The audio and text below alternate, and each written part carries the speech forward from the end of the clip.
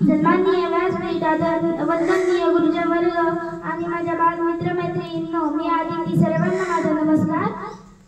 आज मी आपल्या समोर सत्य व अहिंसेचे पुजारी गांधीजी यांच्याविषयी 2 शब्द बोलणार आहे. ते तुम्ही शांत चित्तेने ऐकून घ्यावे अशी माझी नम्र विनंती. गांधीजी हे शब्द कानावर पडताच आपल्याला आठवते, ते म्हणजे डोळे व चष्मा, हातात काठी आणि अंगात पांढरे शुभ्र वस्त्र.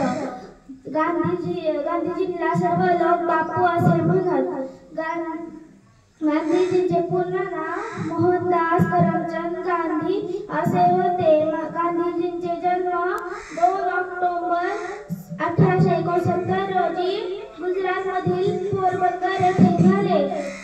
गांधीजींच्या वडिलांचे नाव करमचंद व आईचे नाव पुतळाबाई असे होते.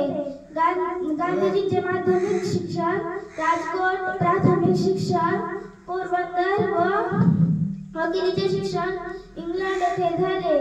अशाच थोर नेत्यांना मी वंदन करून मी माझे 2 शब्द संपवते. जय हिंद.